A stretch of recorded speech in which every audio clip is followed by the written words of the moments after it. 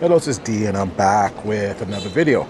And today's video is going to be a little bit different than our traditional video because I was out doing a review on this electric e-bike. It's the Ridstar Q2 Pro, and the review will be coming up in the upcoming week, so you guys will see the review of this bike. But I noticed, a lot of people have been DMing me and asking me my thoughts on all the latest gaming news. And if you guys haven't noticed, I've kind of taken a vacation from YouTube while I just enjoy my summer. In the summertime, I tend to be outside more, enjoying the nice weather, enjoying e-bikes, scooters, drones. I tend not to stay indoors in the summertime and play a lot of games. But with that being said, I know you guys are hungry for my takes on the latest news, so I figured on my ride out here, why not try to cover it? Whoa, holy smokes, I just upped the speed and hit the throttle there. Oh, I wasn't ready for that. Yeah, I just decided that, let me just do a quick analysis on some of the news that came out lately. Now, first, usually when I do this, I have like notes that I can refer to, but I'm riding the bike, so everything's gonna be off the top of my head. So I don't have all of the specs and whatnot in front of me, but we are gonna talk about the rumored PlayStation 6 specs, as well as the handheld PlayStation 6 and the Xbox next generation console. We're gonna talk a little bit about the financial report from Xbox, whether or not Game Pass is profitable.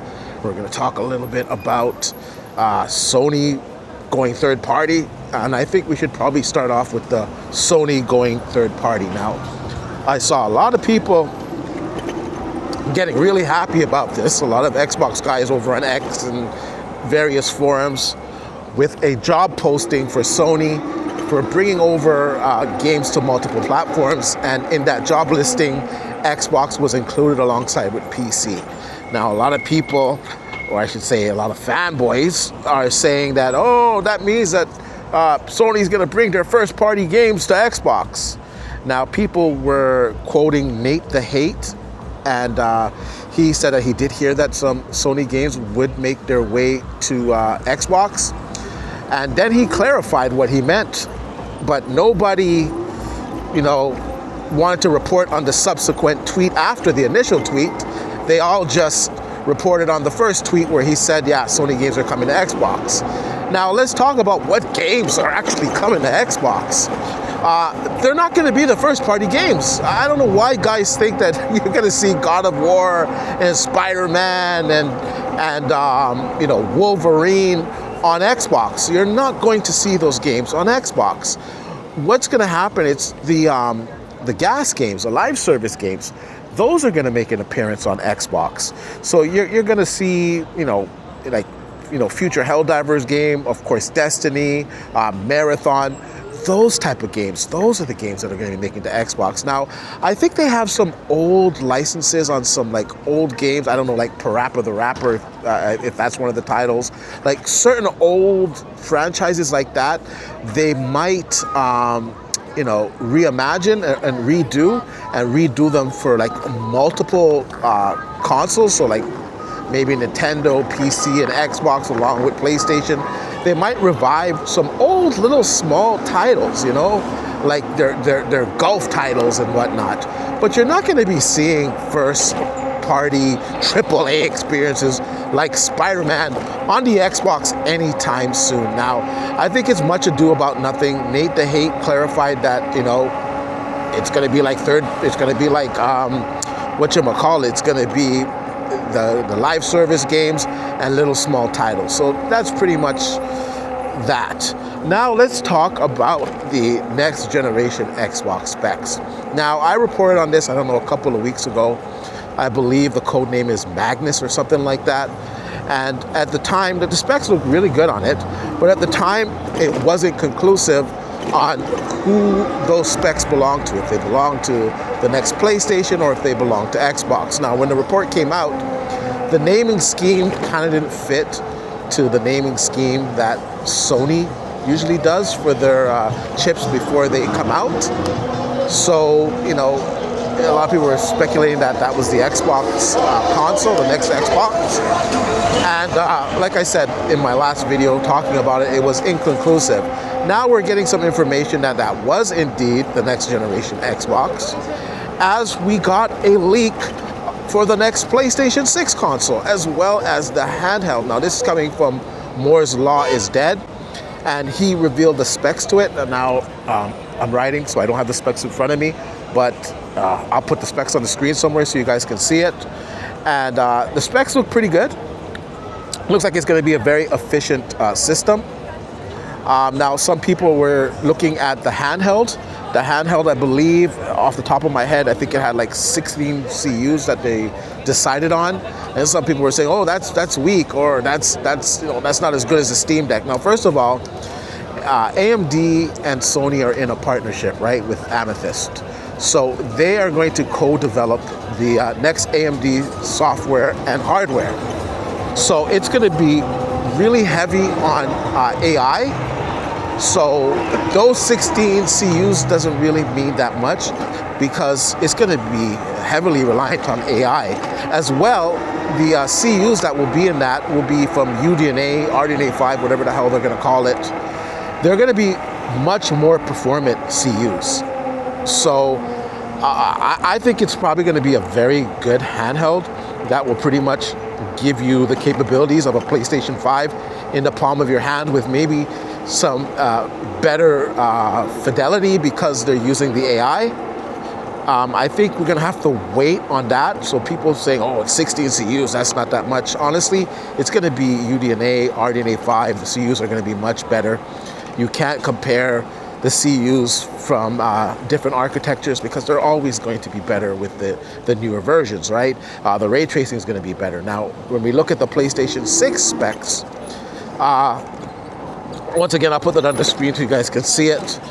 Now, they're saying up to 5 times better ray tracing performance, which is going to be crazy, which tells me that the AI and the frame gen and whatever else they're using on the PlayStation 6 from the Amethyst collaboration with AMD and Sony is going to be very powerful and deliver great looking graphics.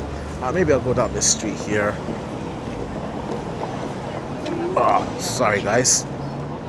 Yeah, this is the first for me doing a type of vlog discussion on the latest gaming and tech news. But yeah, I think it's going to be very, very performant. Now, one thing that I did see in the leaked specs was the bus. I believe it was a 192-bit bus or something like that. And I just, this is like a bike lane, dude. People are asking, man.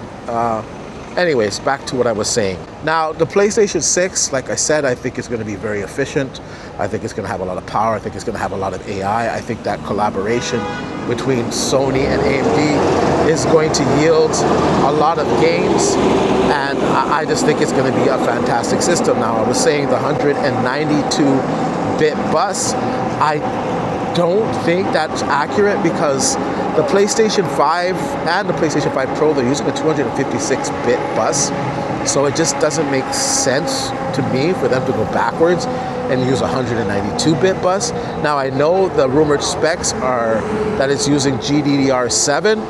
So of course, you're having a higher, it's faster, right? So it doesn't matter as much. But at the same time, I just don't see them going down to a 192-bit bus. I would say at least 256, maybe 320.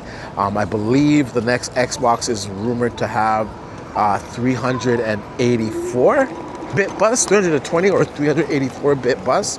Now, in comparison, the 5080 has, if I'm not mistaken, the 5080 has either, I think the 5080 has 320. It's either 320 or 256. Once again, I'm writing. I don't have all the specs right at me, but from what I'm hearing from the people in the know, is that basically we're going to be getting the performance of RTX 5080, somewhere around there, on these next generation consoles.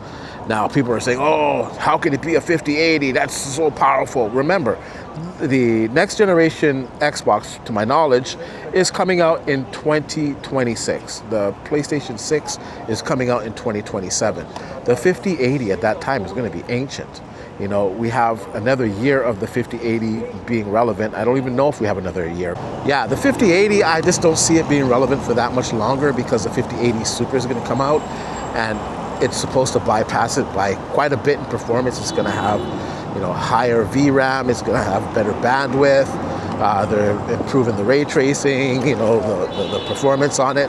So, you know, in 2027, 2026, a 5080, it's not going to be really that much of a big deal, right? I'm not saying it won't give you good performance. I'm just saying in the hierarchy of cards, in a year, 2 years from now, it's not going to be at the top anymore. There's going to be other cards that are superior to it.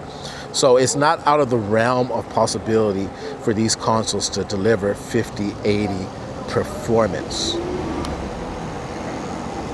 Now, people are getting excited about this next generation Xbox because, you know, it's going to be powerful. And I would say temper your expectations. Yes, it's going to be powerful, but it's also going to be very pricey. It's not going to be a cheap console. I'm hearing that it's going to be about $1,000, and I'm hearing that the PlayStation 6 is going to be anywhere from $850 to $900. So both of these next generation consoles are going to be pricey, but they're finally going to deliver the performance that I know console gamers have been yearning for a long time. Because with the consoles, you know, you're making a lot of compromises. And I believe with these next generation consoles, there's not really going to be too much of a compromise, because they're going to rely on AI to do a lot of the heavy lifting. So I don't know. That's pretty much it, man. If there's anything else that I missed or I didn't talk about that came out in the news, in the gaming news, let me know in the comment section down below. Perhaps I'll do another video about it. But things are ramping up, and I'll say this. You know, some people are saying, oh, the PlayStation 6 isn't coming out to 2029. If the PlayStation 6 was coming out in 2029, there is no way that we'd be getting information about it already. It just wouldn't happen. As well, the chip is set to tap out at the end of the year. So, you know, I'm sticking by my sources and my guns that we're going to see the PlayStation 6 in 2027, and that we're going to see an Xbox console in 2026. Now, the Xbox console in 2026, is it going to be the first party next-gen Xbox, or is it going to be a third-party next-gen Xbox? That I can't give you a definitive answer, but like I said, to my knowledge, we are going to get a new Xbox in 2026. Now, I think I covered everything that I was set out to cover today. It's kind of hard doing these while I'm riding. I said I would talk about the PlayStation Handheld. We did a little bit. We talked about the Xbox Next Generation console. We did. We talked about the PlayStation Next Gen console that we also talked about, as well as the possibility of PlayStation going third party. And that one just gives me a good laugh, because Xbox guys are so desperate for PlayStation games to come to Xbox. But I gotta be honest, PlayStation, Sony, they are not in the same predicament that Microsoft is in. You know, they're still selling a lot of consoles. They're still selling a lot of hardware where they, holy smokes, where they don't need to put their games on everything. They just don't need to. Now, some really old titles that are collecting dust that they can reimagine, like really small ones, yes, I can see the possibility of that happening. Third-party games like Spider-Man and Wolverine and Ratchet and Clank, forget about it. I just don't see those games coming to the Xbox console anytime soon, because they just don't need to. And in all honesty, I don't see the, I don't think it's worth the squeeze. I really don't. And when we just look at the metrics, you know, a lot of Xbox gamers, they don't really buy a lot of these games, right? The sales are always very low on that platform. Oh, there was one more thing. That's right. I almost forgot that I wanted to talk about, and that is the Game Pass numbers. Now, they didn't reveal the Game Pass numbers, and I believe somebody, when they, broke down how much money Microsoft is making from Game Pass, that it was around, 29, 30 million subscribers that they actually have. Now, Microsoft is saying that Game Pass is profitable. And a lot of people are saying, well, it's not profitable, they're not making money. Now, I gotta be honest with you guys.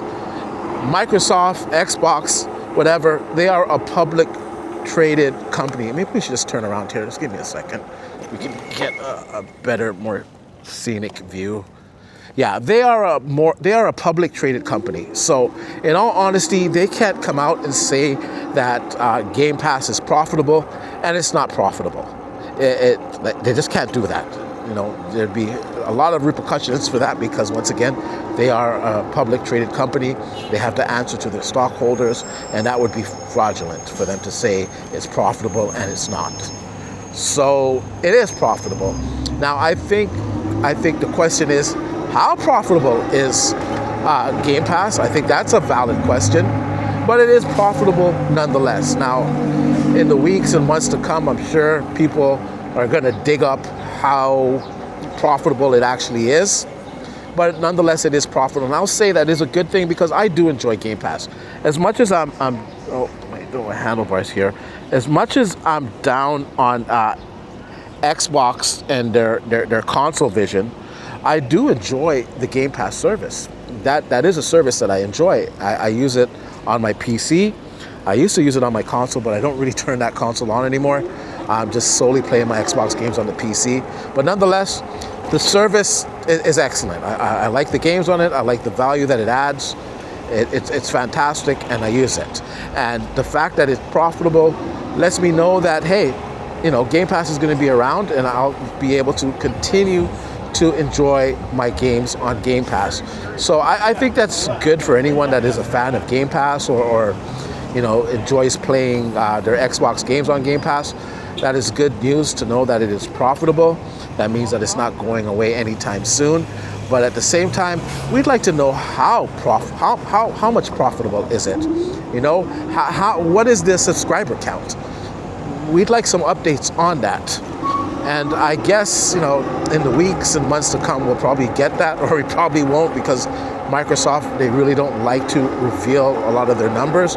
But I would like to see those numbers. Now, I got another question from Microsoft. And sorry if this video is going long. I'm like riding, and I'm not really taking track of how long it is that I'm talking on this video, but whatever, it is what it is.